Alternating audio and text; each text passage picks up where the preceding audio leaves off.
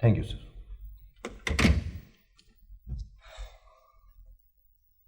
हर बात का जवाब मुझे ही देना होगा क्या?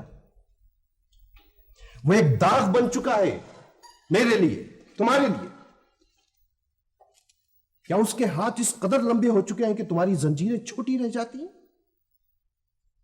बोलो बोलो बोलो ना जाफर हुसैन। मैंने उसे 2 दफा गिरफ्तार किया है सर। और दोनों मर्तबा हथकड़ी समेत भाग गया, और इसकी वजह तुम जानते हो। ठीक है सर, अब मैं उसे नहीं छोड़ूंगा। हेडक्वार्टर की नजरें हम पर लगी हुई हैं। हमारी कारकर्दगी जीरो होती जा रही है, जीरो। सर आप अमन अमान का ग्राफ देखें सर। महज ग्राफ मुझे मुतमईन कर सकते हैं, न लोगों को। हर रात डाका, हर रोज एक मुसाफिर बस लूट ली जाती है।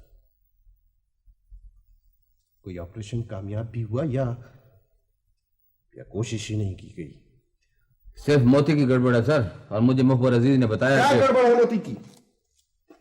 मोती इंसान है, कोई जिन नहीं है जाफर हुसैन। ठीक है सर। मैं पहुंच रहा हूं। मेरे पहुंचने तक मोती की पर्सनल फाइल, सारे नक्शे और तमाम इंतजाम मुकम्मल होने चाहिए। Okay sir.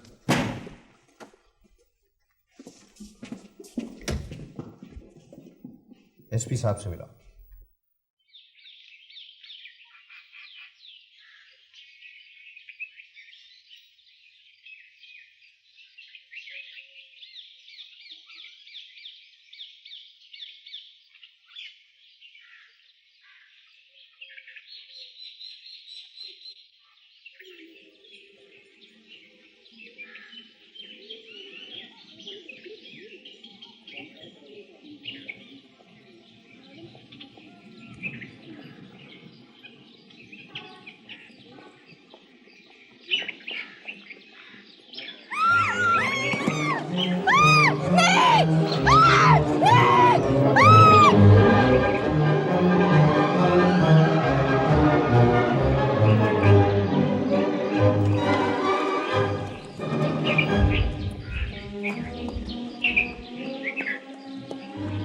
मोती के आदमी थे, डाका मारने आए थे।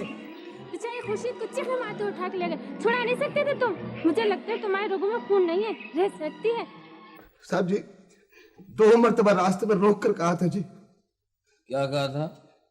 कहने लगे तुम हमारी खबरें पहुंचाते हो, हम तुम्हें उठा लेंगे। हाँ तो तुमको इतला देनी चाहिए थी ना, हमको बताना चाहिए था तुमको। साहब जी मैंने समझा धौंस दे रहे हैं जी। मोती के आदमी थे, यकीन है तुमको? हाँ जी, सारे गांव ने देखा है।